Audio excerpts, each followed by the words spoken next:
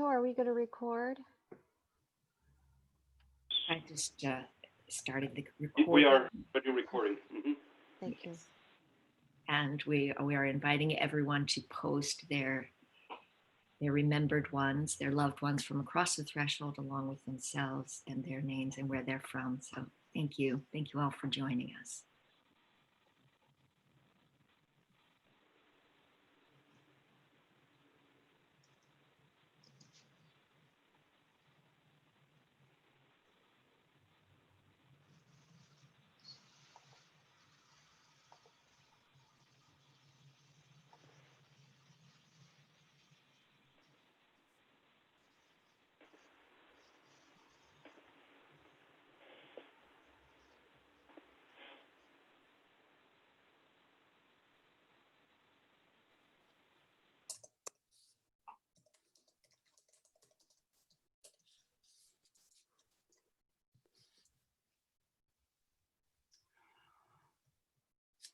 You know, we really started to do this work for the first time, really, during the Sacred Gateway, where we were working consciously with those who have crossed the threshold. And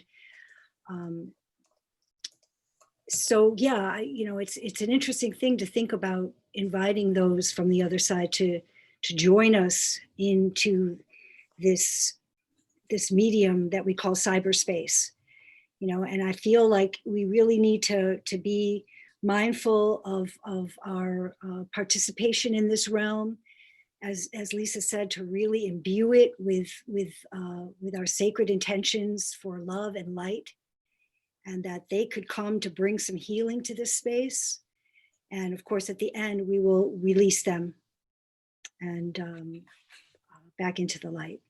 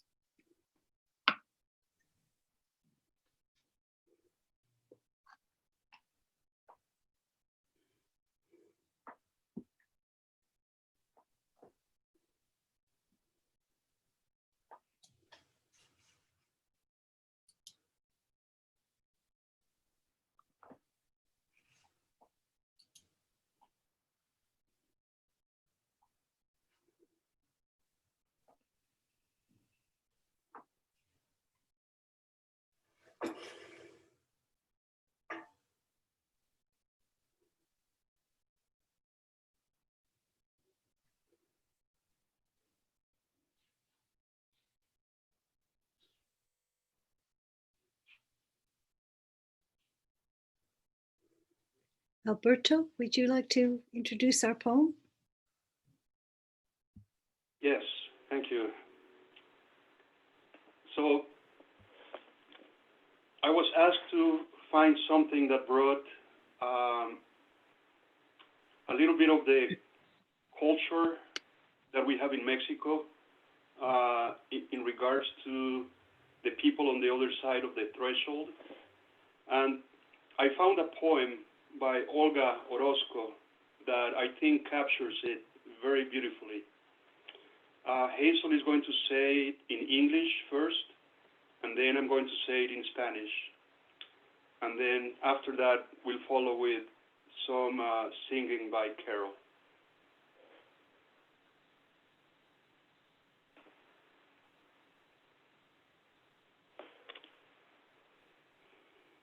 Oh, and the title is Sun in Pisces. Only the dead know the reverse of the stones.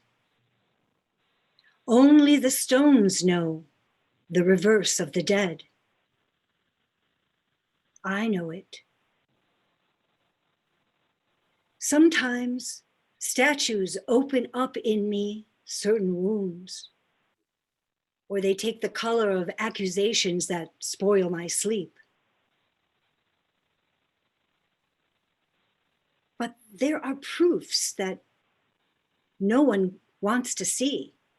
They ascribe to time, to thunderstorms, to the birth of the bird with whom days rise or plummet down to earth. No one wants to think.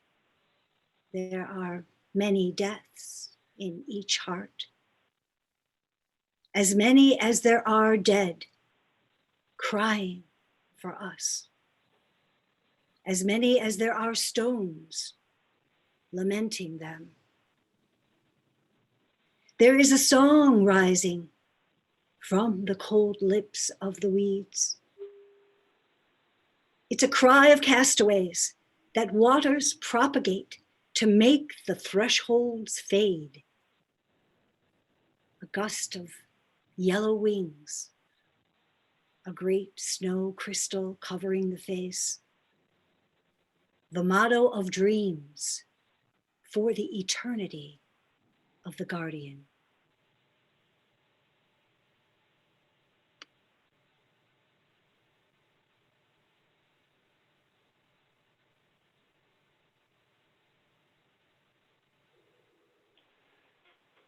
Solamente los muertos conocen el reverso de las piedras.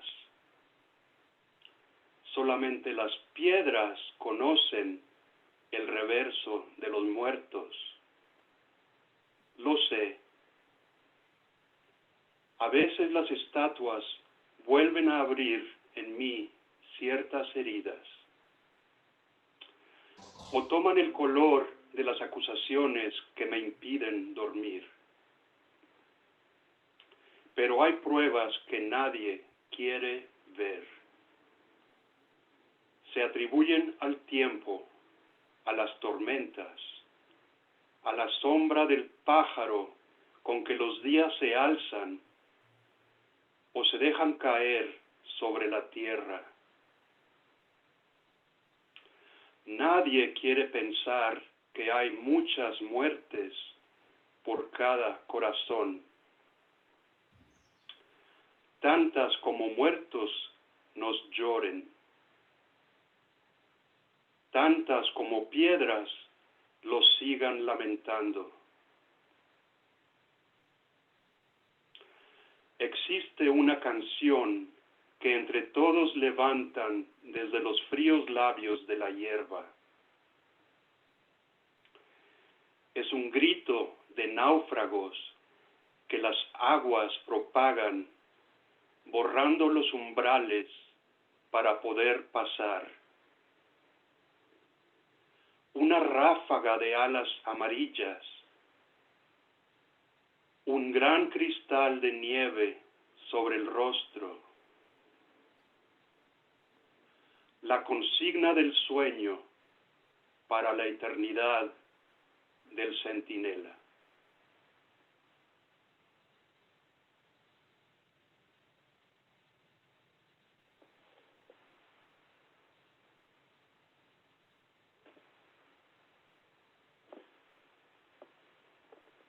Friends gone before. If you know this, you can sing along with, just make sure that you're muted because we won't align. By streams gentle flowing, mid silent leaves fall, 'neath graceful birds soaring, the friends gone before, we've thoughts and new hearing, Michael's call. By streams gentle flowing, midst silent leaves fall, 'neath graceful birds soaring, the friends gone before, we've thoughts and new hearing, Michael's call.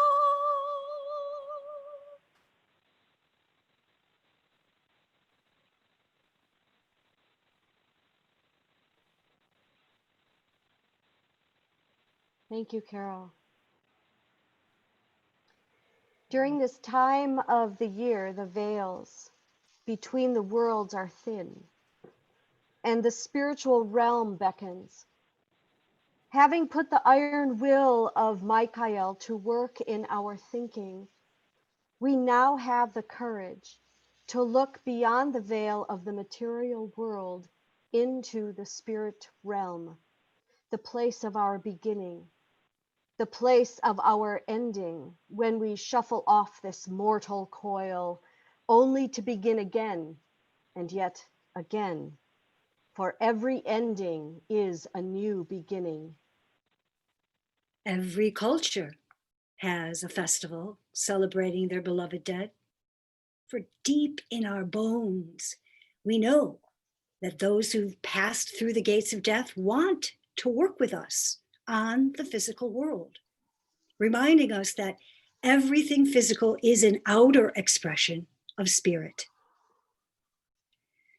Yeah, materialism has alienated us from the world of the so-called dead, as Rudolf Steiner would say.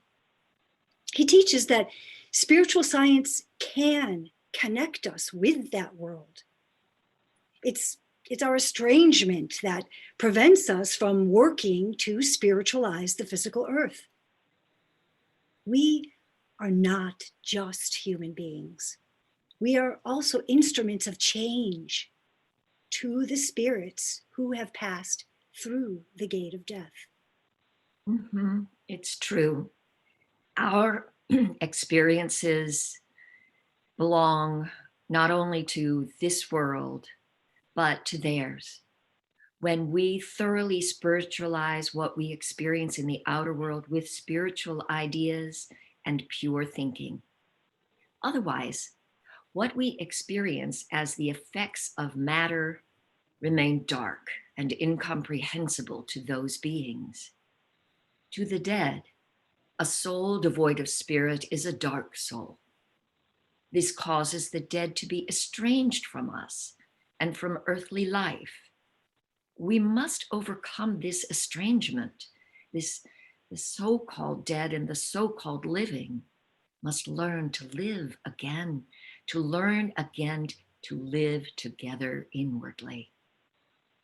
Yes, dying is part of the cycle of life. During the last few centuries, we as a society have preferred to deny death. In this time of pandemonium, we even deny life so as not to acknowledge that death is part of life.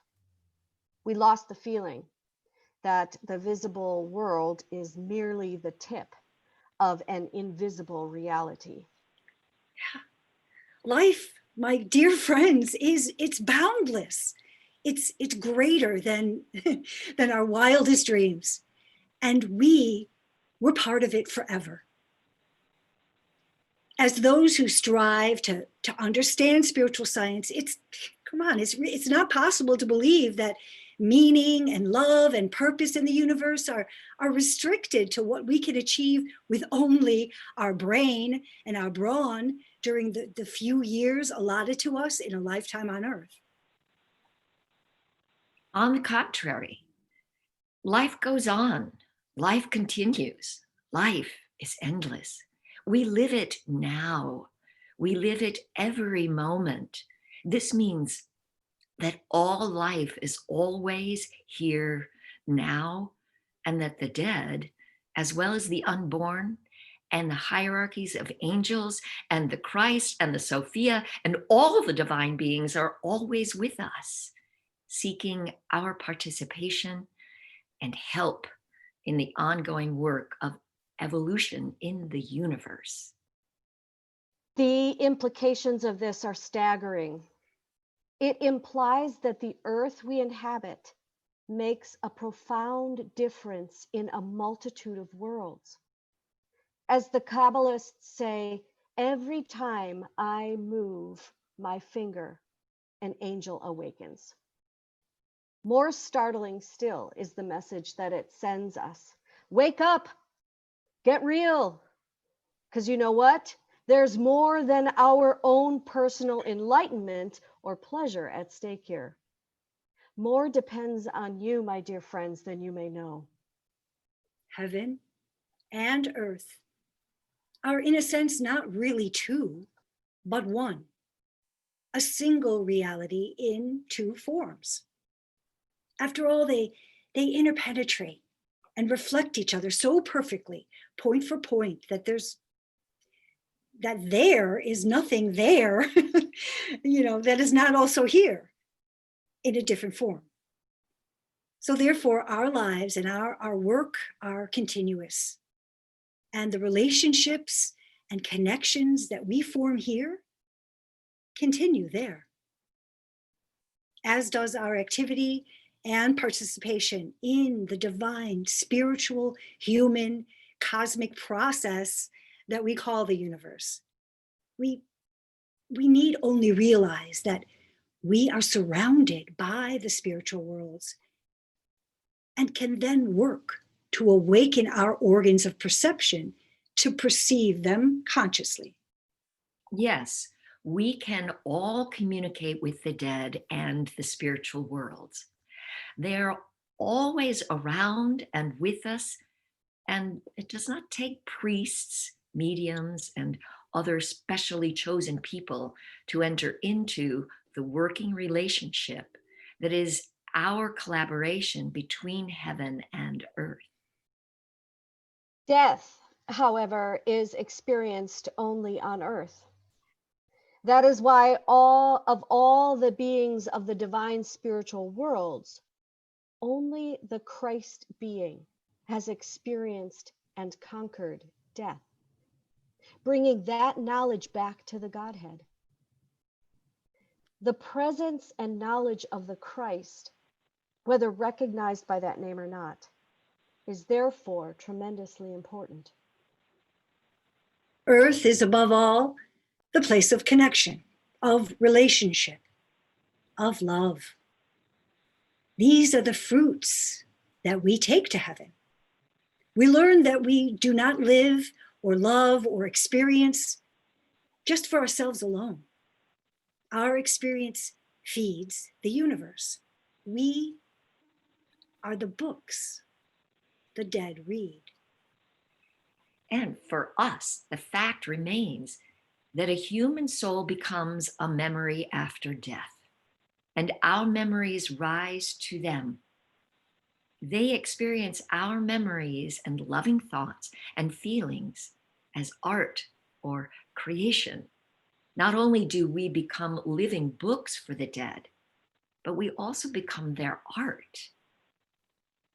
Our thoughts and feelings are the works of art that brighten and instruct their lives. When we meditate or pray and do our spiritual practice, when we organize our lives to serve and make manifest the good, the true, and the beautiful, then we are doing so not only for ourselves, but for all beings in the world. Truly, we are called to serve, to offer up our experience for the sake of the world's evolution. Not only do we take it all with us, we must also give it all away. And when we do, we live together with world evolution. But we cannot do it alone. Only in and through and with those we love. In and through and with love. For the work of the earth is love, that the substance of the earth becomes love. And work with the so-called dead, as Rudolf Steiner and spiritual science shows, is an important part of this task. Albert Steffen wrote the following poem as an invitation to those who have crossed the threshold to remain in contact and connected with us. And it goes like this. I have made ready a room here in my heart with walls of warmth and windows of color toward every side of the cosmos. Oceans, mountains, and clouds are without. Within, loving and light. And here I invite you to come, dear being I love. Lead me in what you have learned. Now you have left your body after so long suffering and become a heavenly star, the uprising in dying. Beautiful, beautiful. Yes, the souls of the dead need nourishment, just as we need food on earth. Thoughts filled with heart and love become food for those who have died. Meditation and concentration, the practice of attention, are ways that we can begin to experience ourselves as soul spiritual beings independent of our bodies. And spiritual thoughts are those we make our own. We try to rise them up to our highest meaning. Then, emptying ourselves, we offer the experience to the. One's thoughts can become a living reality for us in this way. They are able to cross the abyss between the living and the dead. Then the dead can share in such thoughts and learn from them. They can even act within them to take them further. To communicate with the dead, we need to speak the language of the dead. Steiner tells us that this is a language of verbs, everything related to activity and movement, not nouns. The dead do not understand nouns. Their world is one of openness and connection. They live in a heart world, an image world of weaving, interconnecting feelings. Like the world of dreams, the world in which we encounter the dead is not a world of things, but primarily a world of images. There, we are not outside, but inside what we perceive. At the same time, through this process and through the process of living thinking and living feeling, the dead can also communicate with us. So Steiner recommends that at night, right before we fall asleep, when we enter that elusive hypnagogic state, that in-between space outside time and place, it is there that we can connect with the so-called dead. Then they can partake in our life of thinking and feeling. Holding the soul quality of gratitude, we can pose a question. And in the morning, if we can be still and open, insights and feelings arise from soul depths, the cosmic web of thoughts that we share with the spiritual world, and inspiration may come forth. But Steiner says we must adapt ourselves to hear from them what we ourselves think, as we receive their answers through our own soul forces. In other words, we may think it's all our idea, when perhaps it is inspired into us, whispered into us by a loved one on the other side. I love this example.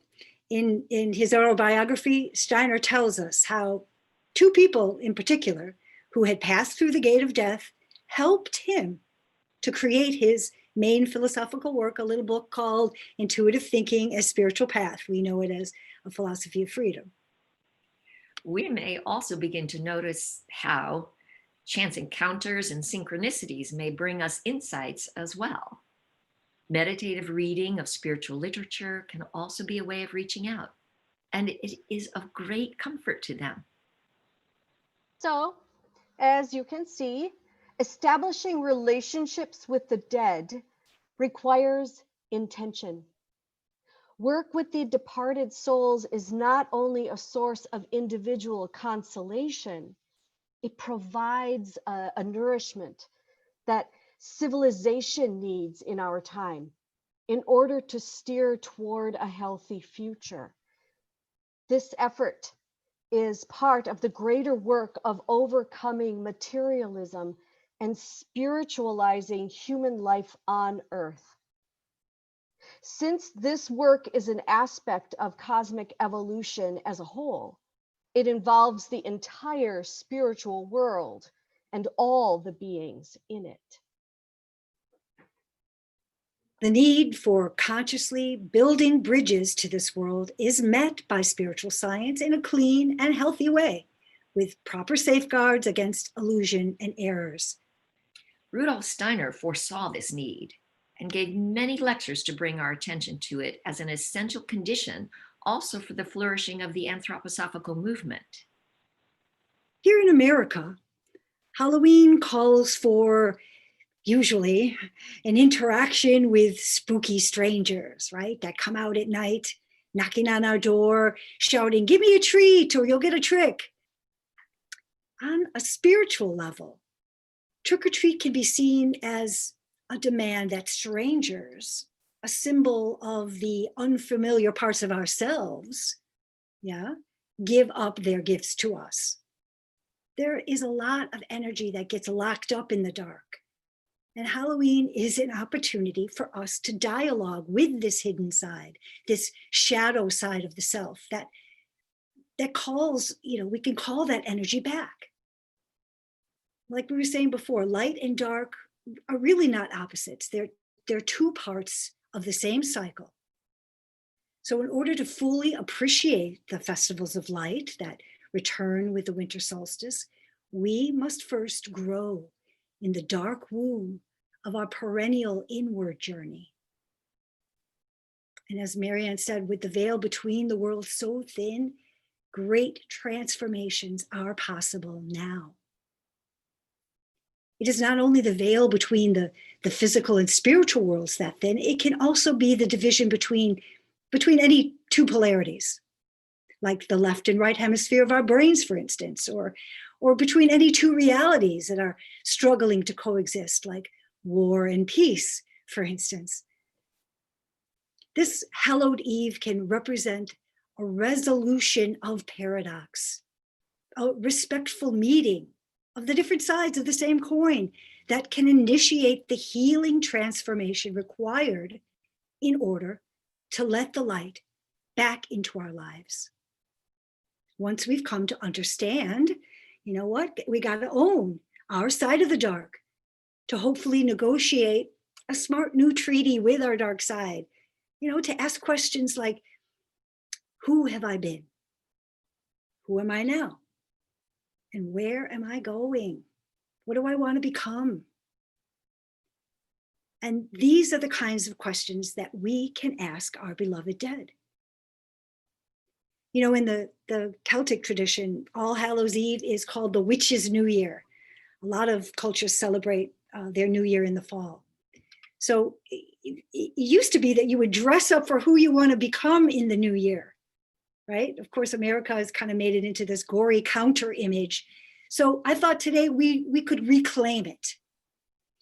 So we're going to go into breakout rooms in just a minute to explore this theme. But before we do that, we're going to have a song, one last song from Carol before she has to run off and do her priestly duties. Carol? Thank you. Also, some of you may know this one, Though My Soul May Set in Darkness. It's often called Epitaph. And again, you're welcome to sing along.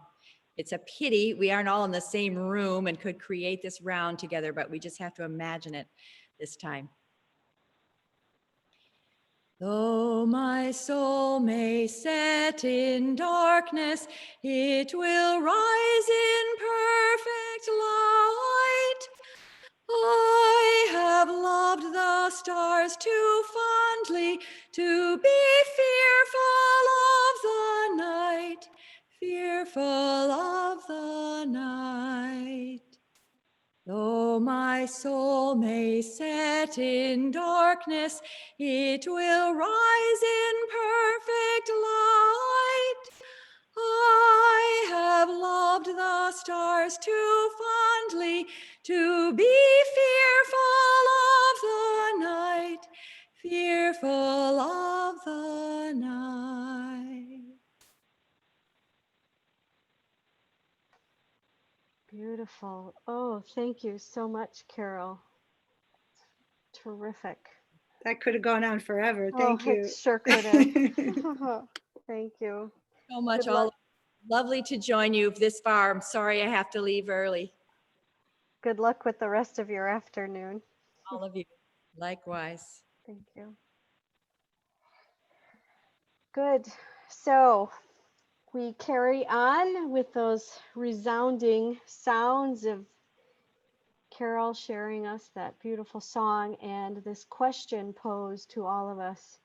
Who do you want to be in the new year? And so we will have groups of 3, I believe. Alberto's doing his magic in the breakout groups, and we'll have about 15 minutes. So connect yourselves with your karmic group and talk about who you want to be in this new year, and we will come back and share for a little bit before we continue. Off we go.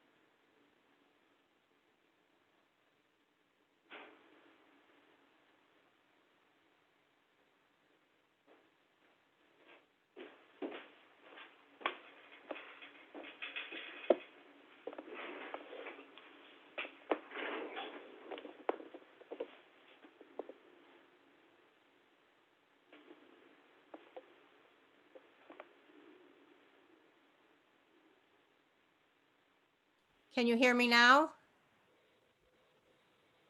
I can hear you. Yes. Oh, now you can hear me. Okay.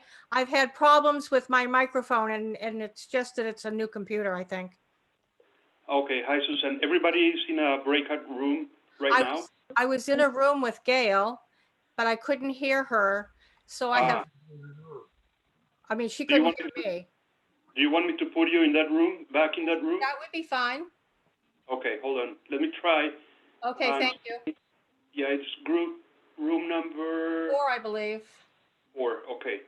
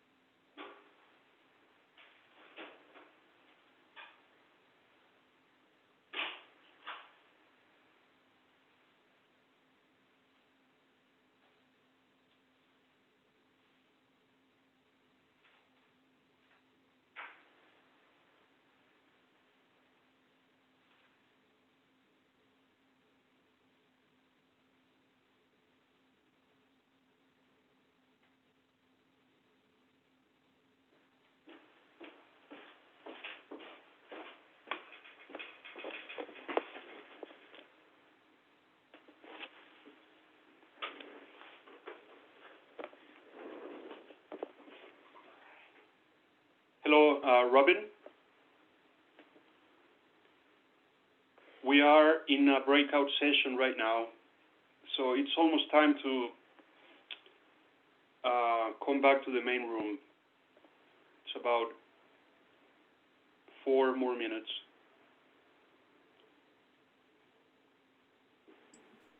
Hi, are you talking to me? Yes, Robin. Everybody's in a breakout room right now, but they should be back to the main room shortly. Okay, thank you so much. I got confused with the time and everything, so. Okay, don't worry. Thank you. It's still okay to join you guys? Yes, I mean, we're almost done, but of course, yes. Okay, cool, thank you. Mhm.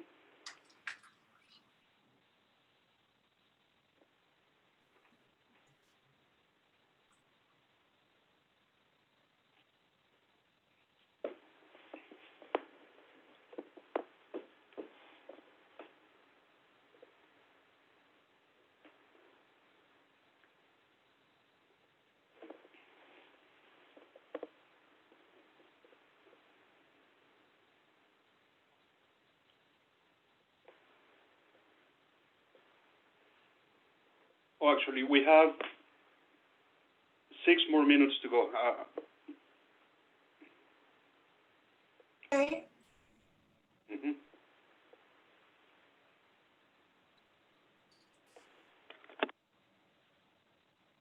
you tell me what's been happening? Yeah, so we went through, there was some singing performed, a poem was said out loud, a script was enacted by three of the Central Regional Council members. And right now the breakout session is all about who do you want to be in the new year. And so I'm the moderator of the session, so I didn't join any rooms necessarily. But maybe I could ask you, who would you like to be in the new year? Oh, wow, that's a pretty heavy question just to throw at me. It is.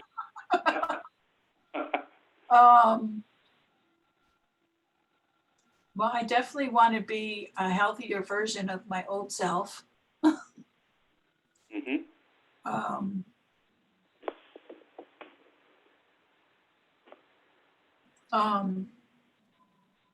I want to be that person that, oh, there you are. Hello. Yes. Sorry, forgot about that. No, that's fine. I definitely want to be that person that finishes projects, that doesn't leave any projects unfinished.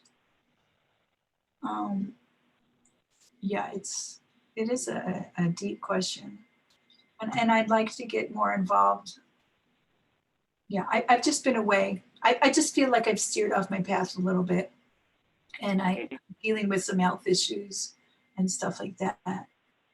So, where are you calling from? oh, Chicago. Okay, so you know Hazel well. Yes, no, Hazel. Yeah. Yeah. Okay. That's how I found out about this event, and yeah, Hazel and I school and a puppetry workshop together, got to know each other better. But I have a feeling we lived in New York City at the same time in our 20s. So I just had this vibe when I met her that I had met her before. Do you know what I mean? Because there's just so many people coming and going, and we kind of wandered in similar circles. You know, love the same restaurants, kind of things, you know? So yeah, I have an affinity for Hazel, like my sister. So yeah, I'm just, you know, dealing with a lot of things like everybody is, and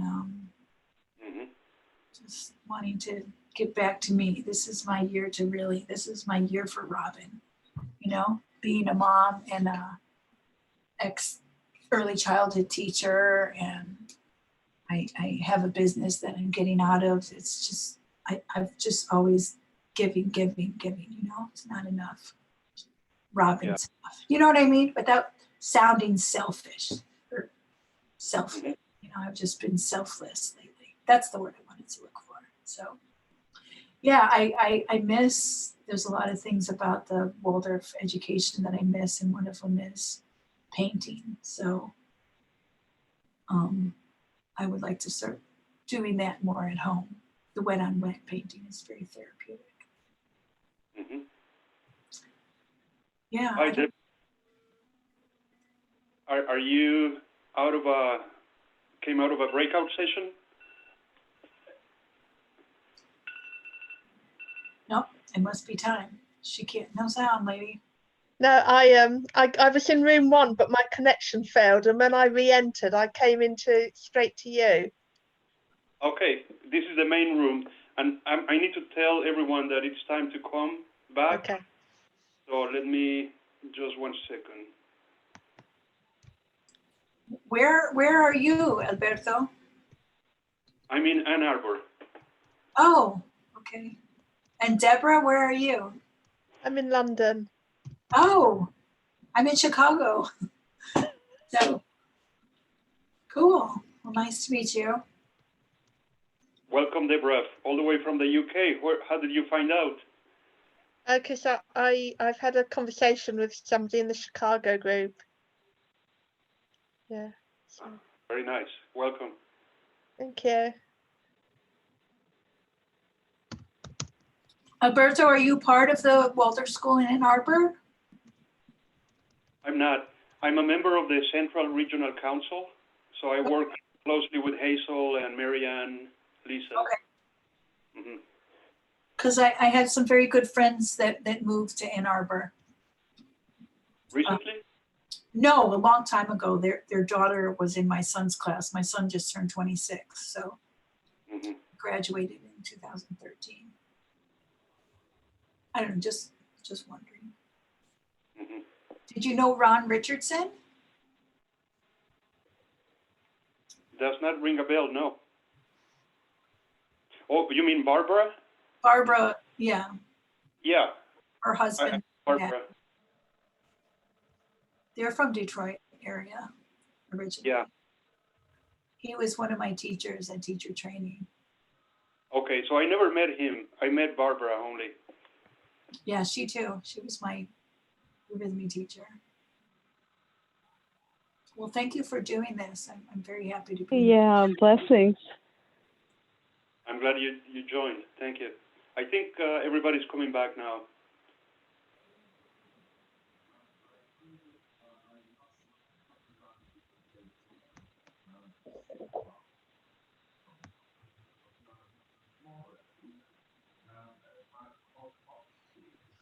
Hey, Robin, Hey, Mama.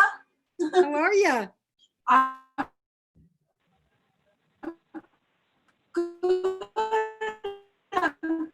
think I'm so happy and whatnot. good. I You're think my frozen. internet's unstable. I have to put, I'm gonna wire up. Is that Barbara Boheim over there in that corner down there on my screen? It's so interesting when you suddenly have more screens, you don't see everybody right away and then they pop back. Hi, Marianne. I remember you. Who is saying that? Oh, Robin. Yes. Oh my gosh. Holy cow. I know. Flash. Awesome. Well, so are we all back? Alberto, can you see from your command central point? Yes, looks like we are back. Great. Mhm. I think what we wanted to do now is just to have an opportunity for people to share anything that came out of your small group conversations, something that maybe surprised you or really awoke something in you. So if you can, let's see, who can we raise hands? Yes. So do people know how to raise your hand in the participants list? If you hit the participants icon down at the bottom of your screen, all the people who are here will show up to the right, and at the bottom of that corner it says raise hand, and it'll turn up like a little blue hand, and then we'll know that you, since we're on multiple screens, that'll be the easiest way for us to make sure that if you have something you would like to share, we can find you. But anybody right now could start talking.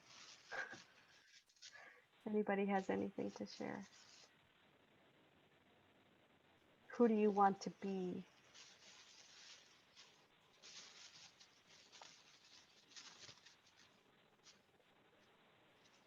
Oh, there's Rosemary has her hand up. Oh, does she? Oh, there it is. I was scrolled all the way down. Good, Rosemary, please. Hello, everybody. Blessings for All Hallows Eve and All Hallows and All Souls Day. We have a lot of spiritual assistance and especially close now. So I wanted to share with you something important that I've been working on with several people online. And some of you may have read my paper. I think I sent it to Hazel and a few other people who were on this call. I gave a talk in August at Mistech, Threefold Present and Future. And the solution to the problem of achieving threefold, as well as achieving the goal of Mistech, which is driving machine spiritually.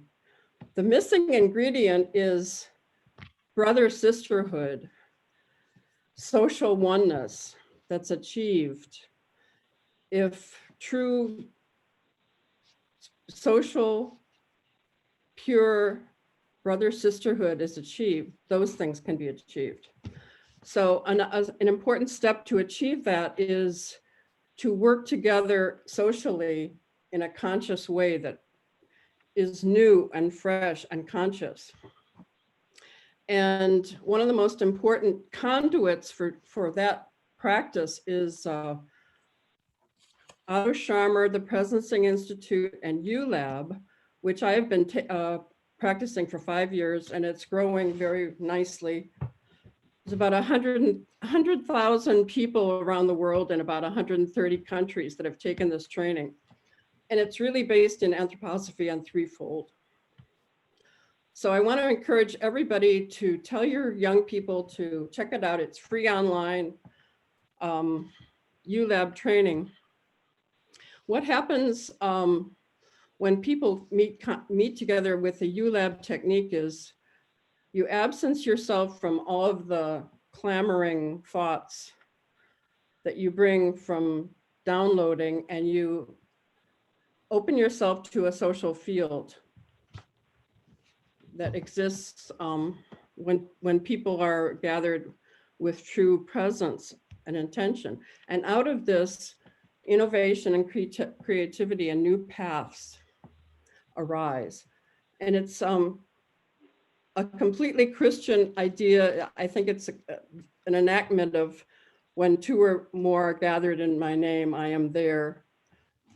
The spiritual beings enter and the work can go forward. So, Rosemary, would you mind spelling out ULab, or how we might resource that, or posting in the chat? yes, I'll put the Presencing Institute, Otto Scharmer. He's good friends with Arthur Zions. He's been working with a lot of the movers and shakers around the world, Charles Eisenstein, Ken Wilber. Thousands of people are following these pundits, and Otto is very well connected with them. Or somebody's raising the book over here. It's Marianne has the book. She's showing it to us. That's the first book, Theory U. And the second book is called Leading from the Emerging Future. And so I'll put the Presencing Institute on the chat, and I just encourage you to be alert. There's 2 or 3 different groups online that are looking at this. One of the Facebook groups is called Threefold Platform, where we communicate about a lot of these emerging things. So that's what I'm going to be working on in my new year. Thank you, Rosemary. Okay. That stuff is open mind, open heart, open will. This threefold gesture, really terrific. Thank you. And you can raise your little blue hand. Anybody else? Charlene has her hand raised. Perfect. I'm glad you're seeing that. Thank you. Charlene. Okay, yeah, thank you. So we thought the question was hard because it was a little bit limiting what we want to be in the next year. And so I'm thinking what Rosemary is saying might help. We're thinking like, wow, like, what do I want to become? I don't want to just limit it to the next year. So thank you. That was kind of our dilemma, I guess, with the question. But we had a good breakout group. Good discussion. Thank you. Thank you, Charlene. Anyone else? Sandra. Yeah, we had kind of an agreement in our group that especially during this time, it's really difficult to know the truth. You know, whether the work of Ahriman, there's lots of things we can say about that. And we also kind of agreed that one way of putting what we might do about that is to kind of be still and know. So there was kind of an ambition or a willingness or even a great need to find ways to center, to quiet, to become more peaceful, to be more available to discern.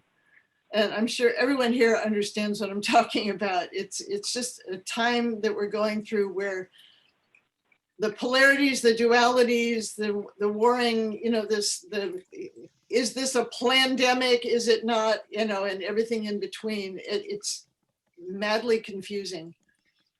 So there's a need and an ambition to find a way to be able to discern more deeply and more certainly what's what, in order to be guided toward becoming, you know, who we want to be. Yes. Thank you, Sandra. And I think I saw Susan had a blue hand up. Susan. Oh, unmute yourself, Susan. Hello. One of the things I'm sensitive to is I feel that there is a cupola, like for instance, anybody who's ever been to Spring Valley, there's a joke that there's an astral cupola over Spring Valley. And in a similar way, I can almost sense the shroud of the dead around the earth. And particularly, I'm in South Carolina, so there's a lot of dead in South Carolina, not as many as some places, but I'm more sensitive to it. And I can really feel, you know, how heavy that is. And I've been using the meditations that Rudolf Steiner gave for the people who died in battle during the war, and for the people who have courage that have gone through the battle, who have died, and the blood and whatever. And I've been using that as a meditation and a prayer to the people who have lost their lives here in the COVID epidemic around the world. And I often do that, you know, with several of the meditations, and I've adapted that for the people in the other world, or this world that we can't see physically anymore, because there's such pain, not pain on the other side perhaps, but I'm sure there is a longing in some way when you watch a family be, you know, really grief-stricken, and people who don't have the information we have available and who don't understand this. And so I feel the pain. I'm looking forward to the day when we can't sleep when one person's in pain, right? This is almost too much now. And so I hope I'm going to get stronger in the new year to be able to bear more. Thank you. Beautiful. Thank you, Susan. Yeah, there are a lot of souls that have crossed en masse. Anyone else?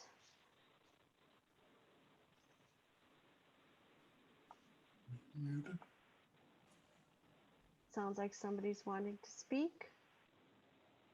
Did they unmute themselves?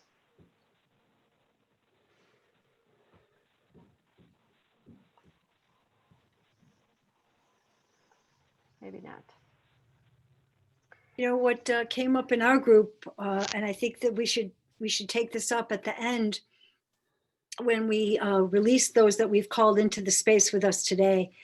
You know, besides acknowledging, as Susan mentioned, this entire corona of souls that live around the earth, but the ones that we know, the ones that we can name, why don't, you know, at the end, before we leave this place, we could just speak their names out loud, just, you know, sort of popcorn kind of a thing, and let that sort of be the thing that cuts the web open and lets them free. So maybe, you know, this idea of speaking the name of the dead being really an important aspect to honoring them. Yeah. Yes, thank you, Hazel. And I see Quentin McMullen has his hand raised. Hi. Yes, thanks, Hazel, for bringing that. I just wanted to mention a lecture from Steiner that Molly and I were working on last night from 1914 about the presence of the dead on the spiritual path. And the lecture that we were reading, he was talking about the difference between dreaming and clairvoyance. First, how similar the imagery is for a clairvoyant person who's connecting with someone who has died, as to what we see in our imagery when we dream.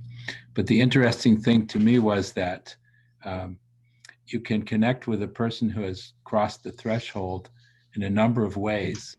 And actually, the least common way, or a very uncommon way, is that they come looking like they looked when they were alive. And actually, more common is that they can come in the guise of another person that you know, who is either living or who is also dead. And the imagery may not be the important thing, but you have to look behind the imagery and you get a sense that this is that person that you love that has died or crossed the threshold. So that we shouldn't be connected so much to the image of what they were when they were alive on the earth, but more what their intentions are and what their spiritual aspect is. And it can show up as any other person in an image. So I don't know if anyone has experienced that, but and he was particularly talking about clairvoyant people, but I think that many of the people here have a touch of clairvoyance, and it could be something that they could experience or look for. Thank you, Quentin. Yeah, it's good for us not to get stuck in sort of the literal kind of sense of what we know, but to really have that almost like a different imagination around these spiritual matters. Travis, are you getting ready to say something? Yeah, I am. Actually, thank you, Quentin. Man, y'all, I'm just going to share this because I had an experience this week. Wow, I don't know if I can even talk about this. I had a patient come in this week. And okay, let me back up. My mother died like 32 years ago, and I still live in the house. And so I know she's probably passed through Kamaloka and she's probably gone on way out there. And I felt like I kind of spiritually lost connection with her many, many years ago. You know, I don't really feel her presence. And I did invite her in today. And Quentin, you bring this up, and I don't know if this has anything. I am so far from being clairvoyant, but I got to tell you, I had a patient come in to see me this week. I'm a chiropractor here in England. And her mom had called and made the appointment. It's a young 19-year-old girl out of the military. And she had the same birthday as my mom, April 20th. And my daughter is working with me in the office now. And so this girl, and she comes in and she's 5'9". My mother was 5'9". She was a tall woman. She had black hair. This girl's got jet black hair, and just working with her. And I felt such an affinity and such a connection with her. And we got along, and she came in to see me 2 or 3 times this week, and she's doing well. And my daughter's there. And I told my daughter, I said, I said, I almost feel like this is my mother coming back to visit me. And then Quentin, you share that. I know it's probably not. I mean, you know, I don't know, but it's just, my mind is really blown now, Quentin. Thank you for sharing that. Thank you for sharing that. Quentin, there was crazy. And am I crazy, guys? Tell me that. So thank you. There's a request, Quentin, if you might share where we could access that lecture.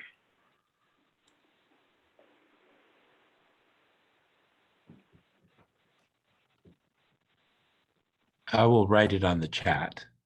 Thank you. Thank you. Thanks, Quentin. And I think I saw, was it Susan's hand up again, or was that from before, Susan? I was just going to quickly say to Travis that there's a 32-year cycle where things repeat. And so you mentioned your mother has been passed now 32 years, and it's not unusual. I think that this might be a time of return. That's all. Wow. That's great.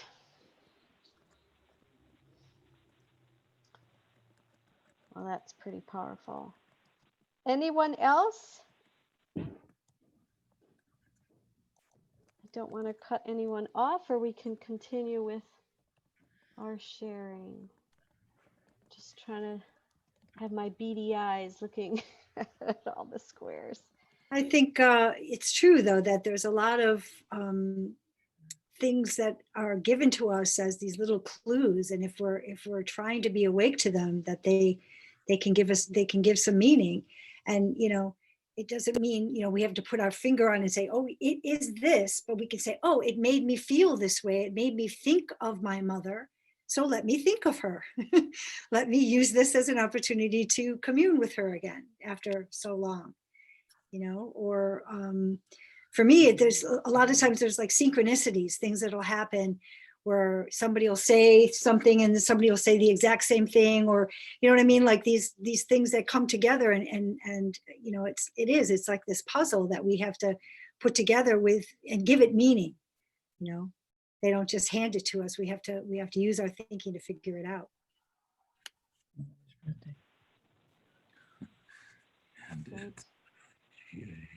Yeah, I also had an experience this is years ago in the late 90s, when I went to Emerson College, and it was shortly after my grandmother had passed away, and we were quite close, she and I. And when I got to England, all of these really clear memories kept coming through of my grandma, like, whoom, like out of the blue. And my mentor out there was Paul Matthews. And so I was like, what's going on? Like, I don't understand. And he really just led me to this picture of, she's probably trying to connect with you just to make sure you're okay and all of that. And it was sort of my first real experience of having an awakening to, oh, this could be a real thing, like there could be this real connection. And it was such a strong picture. It wasn't, it was just these memories, why is she coming up now? It's like, oh, she just wants to make sure I'm okay. That sort of thing. It was really lovely. But I think to be awake to those symbols, to be awake to those moments are so beautiful, enriches our life incredibly. Any last thoughts on our conversation, or shall we begin to move through? Team, what do you think? Ready to move through? Okay, great. Well, I will continue then. And I wanted to share this as we were preparing this program. I've been working through Prokofiev's huge book, May Human Beings Hear It, about the Christmas Foundation and the Foundation Stone. And I came across an excerpt that I felt really connected for me to this theme, and I'm going to just read it out loud. It's on 43 if anybody has that door stopper, and it is Steiner speaks in this way: if we understand the saying of Paul, not I but the Christ in me, in the deepest innermost sense, then the Christ even guides us through this death. Then in death, humanity finds the spirit which now begins to speak out of the whole world of external nature. When we allow ourselves to be attended by the Christ, we bear our dead thoughts in the company of the Christ out into the starry world, into the world of the sun, the moon, the clouds, the mountains, the rivers, the minerals, the plants, and animals. We carry these dead thoughts into the whole physical human world, and everything comes alive and perceiving nature. As if out of a tomb there arises out of all beings the living spirit who heals us, who awakens us from death, the Holy Spirit. And we feel ourselves accompanied by the Christ. We feel ourselves revitalized with what we have experienced as death. We sense the living, the healing spirit speaking to us out of all beings in this world. This is what we must reacquire in spiritual insight, in a new initiation knowledge. Then we shall comprehend the mystery of Golgotha as the meaning of all earth existence.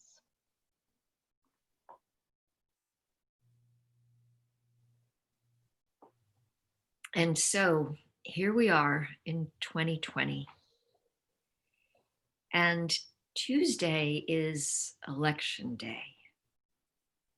Has anyone ever wondered at the fact that this influential event occurs at this powerful time when the portal to the spiritual world is so accessible?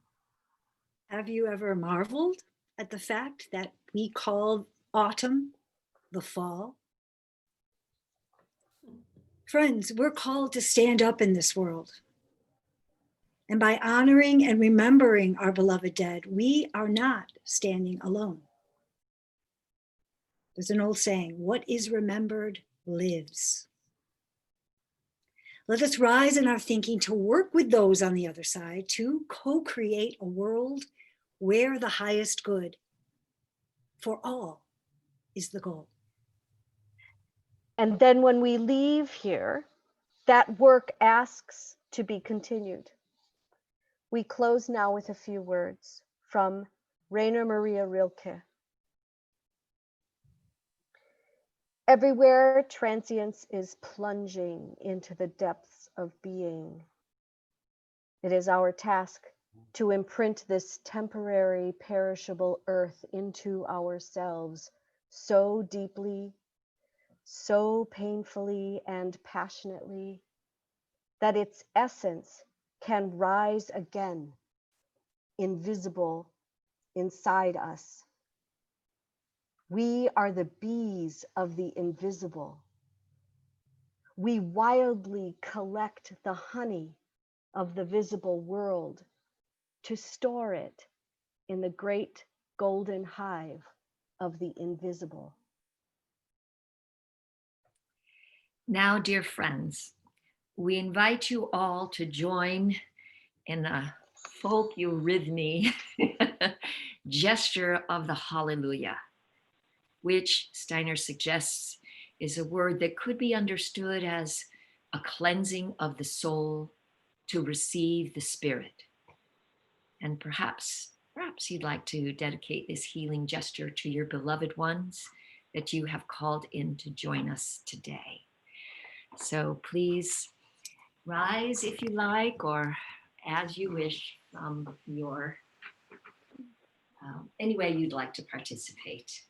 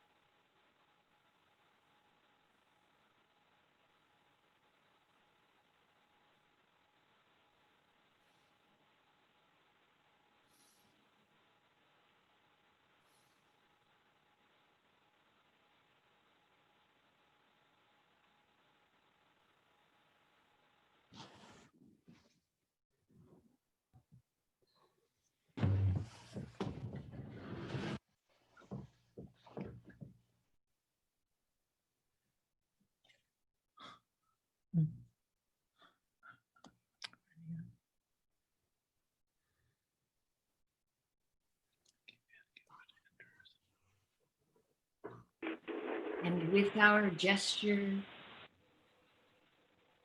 how about we give our dearly departed thanks and praise, and let us release them from the internet. And if you can all would like to turn on your microphones and we can voice their names. I'll begin with my siblings, Mark Bursbach, Scott Bursbach, and Suzanne Bursbach.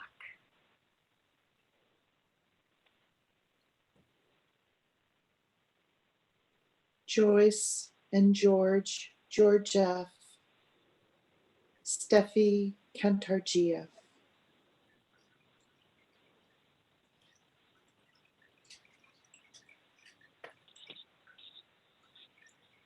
Joe and Grace and Nancy and Shannon.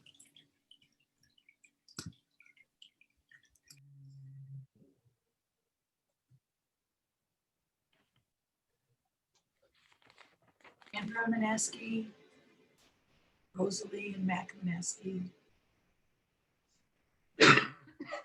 Joe Miller, Elizabeth Wenscott, and too many more to mention.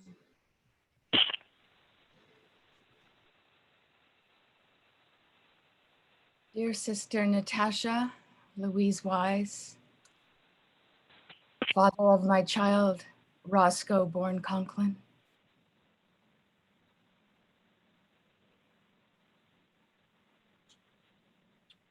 Carol Halford, Samuel and Mildred Horowitz, Paul O'Leary, Otto Wolf, Father Gibson.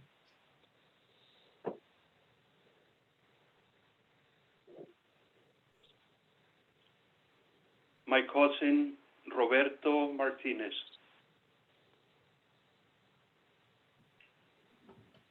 My colleague, Christine Senior.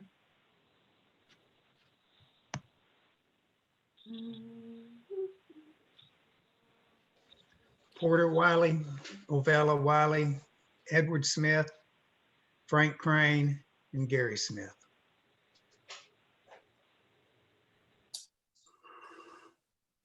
Linda Crockett, Dennis Houlihan, and David Sweatman.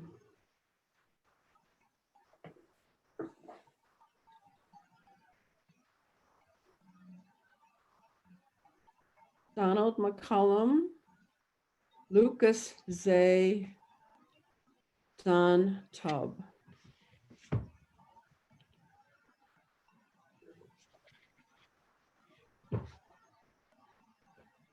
Arlene and Albert Kahovic, Dolores Kahovic, Beverly Defilia Price, Jim Chapman, and Mary Dugan.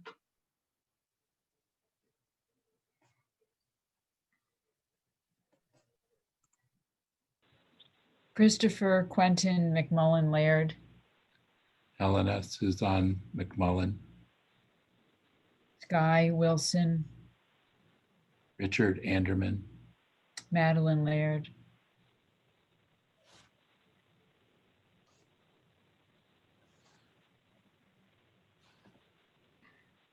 Anna Seidenberg, Carrie Lee, Laura Valsey, Gabriel Cornier Bridgeforth.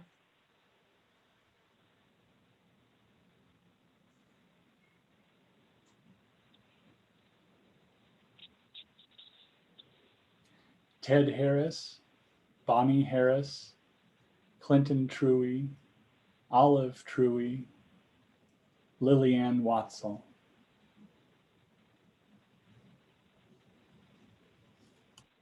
Rose Edwards, Adele Gondek, Elise Casper, Dave McGrath.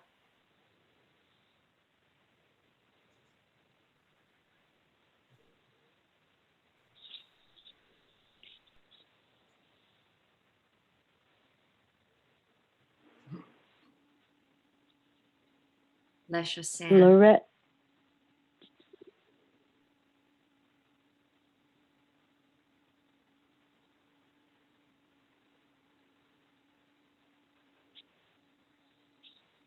Loretta Figgis, Dolores Figgis, Mike and Irene Serafin,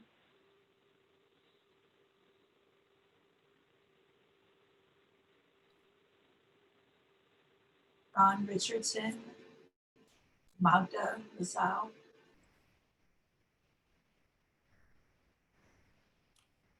and Rose.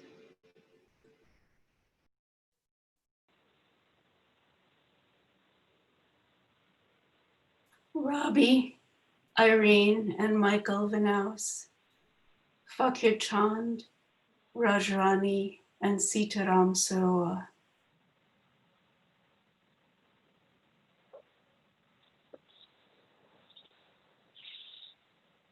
Joe Giannini, the best bass player ever invented by love.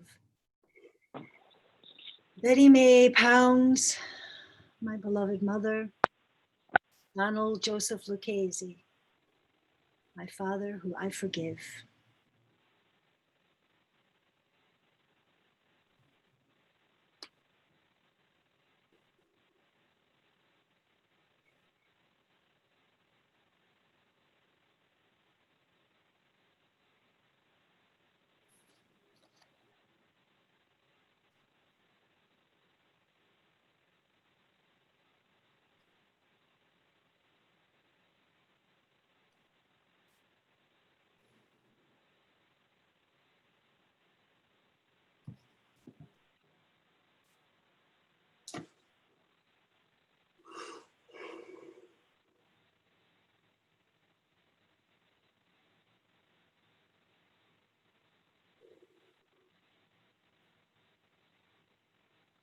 Marianne, could you read that Rilke poem again? I just love that one so much.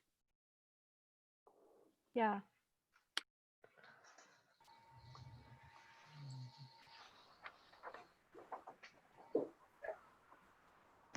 Everywhere transience is plunging into the depths of being.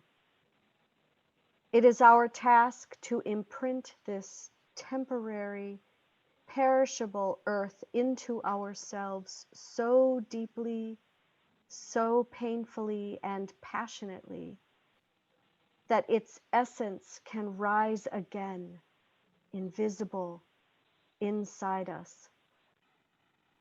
We are the bees of the invisible. We wildly collect the honey of the visible world to store it in the great golden hive of the invisible.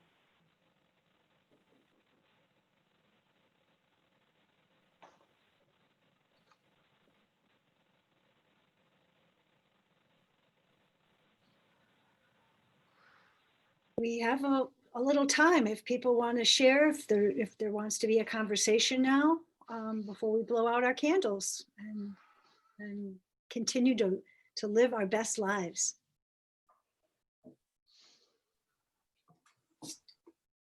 I have a question, if I may. It's something I've been struggling with for a long time, because spirits come to me a lot, and I don't know always what to do, and I don't always know how to ask those that have passed to help me, besides, what has been shared already and just my own intuition. So I was wondering if anybody wanted to speak to that, because I'm kind of having a hard time.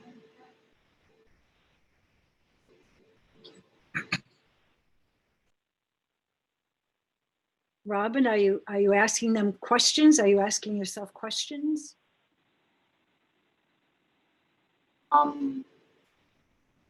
Yes. As you know, my mother passed last year. So, and I guess no one is ever prepared for someone to pass. So, yeah, I have unfinished business with her, I feel. So I do talk to her a lot. I do invoke her, but I don't always feel her. You know what I mean? I'm just curious to know what other people do to ask for help.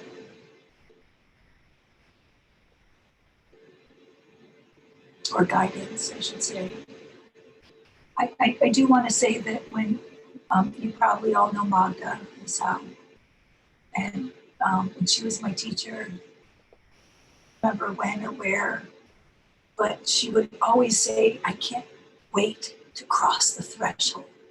Then I could be a musician. I could, that was her dream. She really, I see some people smiling, and that was what she really wanted to tap into. And she's like, and I can't wait to help those on earth that need it. So, Magda made you work. As you know, if any of you had her as your teacher, she made you work to find answers and stuff, which all good teachers probably do. So anyways, that really resonates in me, but I'm still struggling.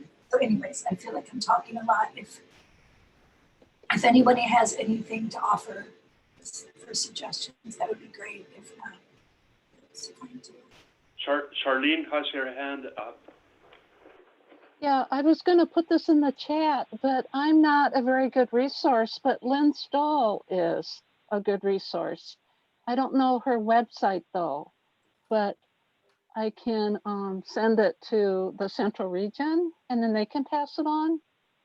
Or the Central Region probably knows Lynn Stoll's website. She wrote a book called Beyond the Veil, and she has a lot of good suggestions in there.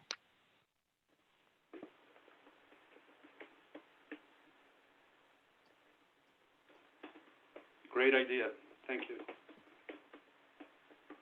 I'm sorry, I'm not sure who is speaking. Can you write that in the chat? Yes, I will. Thank you. Thank you so much. I've got Lynn's website in there. Oh, thank you, Lisa. Robin, this is Leland Harris. I would agree that the Lynn Stoll material, she does have some good material, so I support that as well. I also am in the very near future and going to be starting a weekly group online to pay attention to things like what you're experiencing and to provide assistance for that. These are your experiences that you're having. As has been mentioned earlier, many people are beginning to have these kinds of experiences as a consequence of their work with Rudolf Steiner and anthroposophy, as well as from past work from past lifetimes. And so I've been receiving so many requests for assistance that I've decided to begin a weekly gathering for those who wish to explore this in community. So if you're, I invite you to go to, if you're interested in that, or if anybody's interested in that, you could go to our website, which is wisecosmos.org. And if you're don't already have a free account, at the top corner, you can sign up for a free account that will put you on our mailing list. And when we begin that in the very near future, you'll receive word of that opportunity.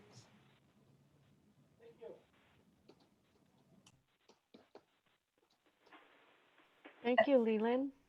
Thank you so much. That sounds awesome. And this is the upside of the pandemic. I feel like in a lot of ways I'm really connecting with people that I otherwise wouldn't. Thank you.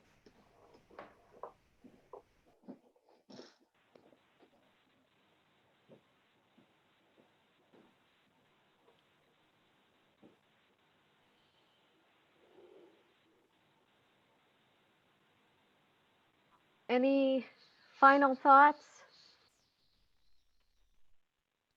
This has been really great. I personally would love also to hear Alberto's poem in Spanish because I thought it was so beautiful. If we could, Alberto, I'm putting you on the spot. This was not planned, but after he read it, I was like, I want to hear that again because it's just to hear something in the language in which it was written, and you sounded so good.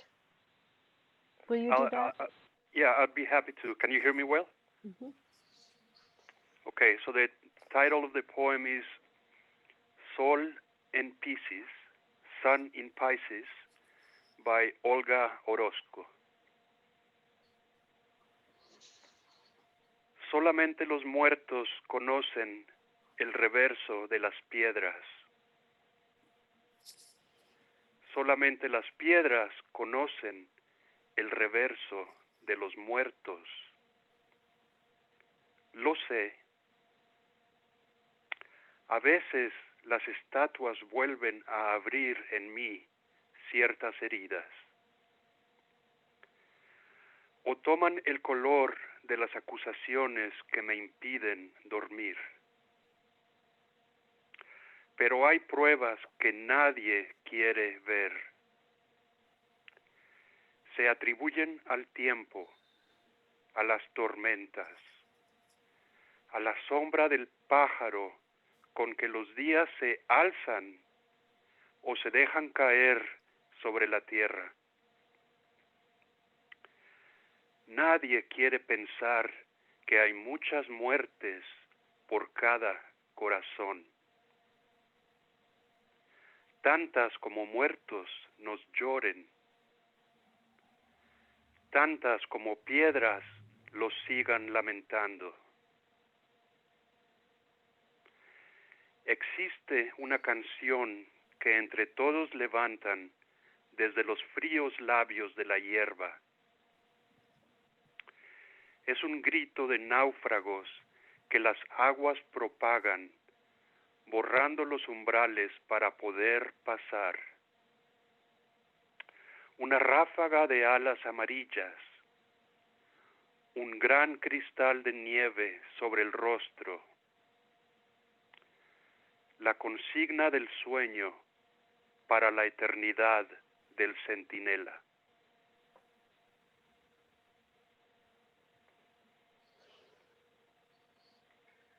Thank you. So beautiful. So beautiful. Sentinella means the guardian, huh? Yeah. That's the guardian, yes. The eternity of the guardian.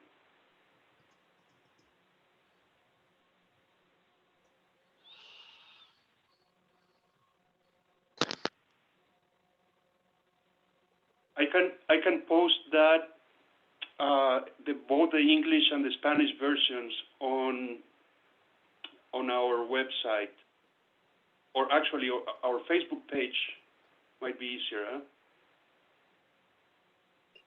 Do both? We have a Facebook page. Let me find the link and I'll post it here, and I'll post the poem there.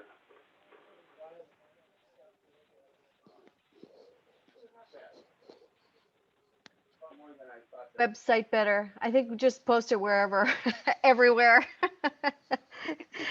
People get their news in so many different ways these days. There wasn't when I was walking by. Great. Hazel, do you want to wrap it up? Wrap it up. Oh, yeah. So if anybody has lit a candle, we're just yeah, today, festivals are usually celebrated for at least 3 days. So we're starting to do that now. We have this full moon happening. We have Mars right next to this beautiful full moon. So we have the colors red and blue, which is very interesting. So yeah, just, try to reflect and try to be in this place now to receive whatever wants to come through, and let's continue to ask questions and co-create with those on the other side to make a beautiful reality. We can do it. We can do it. We're doing it. So with that, I thank the fire and let it go within. Blessed be. Thank you all for joining us. Thank you. Happy Halloween.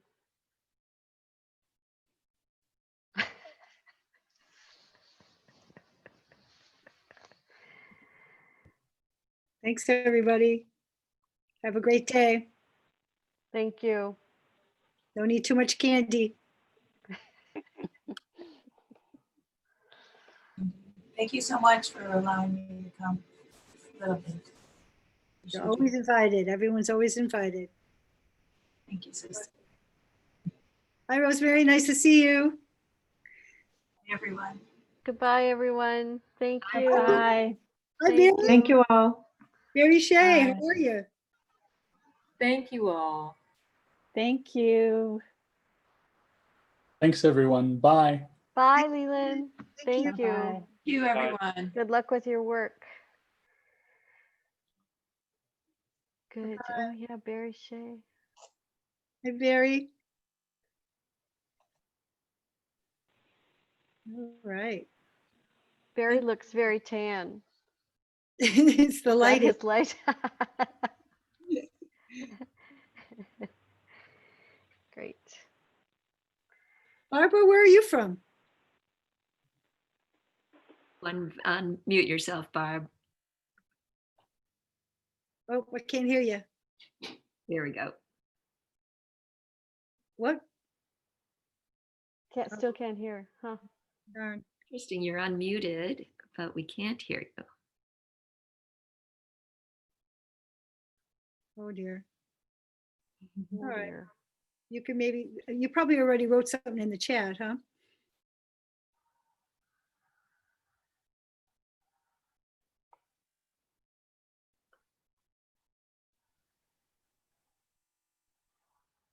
Alexandria. Where's Alexandria? Oh, is that in like Washington State or something? Or Virginia? Virginia. Virginia. Now we can all read lips. That's good. Well, we're really glad that you joined us, and please let Alberto know your email if you'd like to be on our email list. That's right. Yeah, Barry, you can put your email in the chat too if you want to get on the CRC list. I'm in Fort Worth, Hazel's in Chicago, Alberto's in Detroit. Ann Arbor. In Ann Arbor, and Marianne is in Libertyville? Libertyville. Illinois. Ringing that Liberty Bell. Ding dong. Richard, how are you doing? Oh, but you're muted. I can't hear you. I'm doing fine. It's really a wonderful session. If we could also get Rilke's poem. Yeah, we'll put that on the website too. Yep. Yep. On the share Facebook page. I'll put it there right now. Okay. Great. Is there a title for that one? Something about the invisible. I can't remember. The invisible something. Yeah, I should have said the title. I'm sorry. I don't remember. Quentin asked that. I just I copied it and put it to a post for him, but oh, Alberto, are you seeing Barbara's email? And Robbins. And Robbins in the chat. Okay. Thanks for pointing that out. I'll add them to the list, the MailChimp list. Great. Good. Excellent. Good, good, good. One thing that's interesting about titles, when I was in high school, we had to turn in a paper, and one of my classmates asked if we had to put a title on it. And the teacher says, does anybody write a novel and not put a title on it? Exactly. That's a really good point.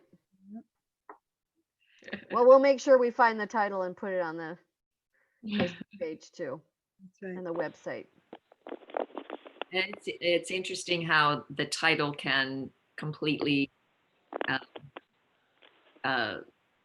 transform the content and the potential interpretation of the content. Can you hear me? Now we can, yes. Okay, I did a little jiggery pokery with my speakers, but I just wanted to say to Alberto that the way you read that poem was so beautiful. I don't understand a word of Spanish, but I think I understood the poem. And it really says a lot that you can get that out of language. It's more than just the words. Thank you. Thank you, Barbara. I just posted it on our Facebook page. Thank you. Mm-hmm. Yeah, I'll go there. Yes, I think this should be a new feature for the CRC. A poem in Spanish. Yeah. I think so. It's awesome. And maybe we can find other languages too that we can bring in at different times. Yeah, get a little, for sure. Yeah, it's really good.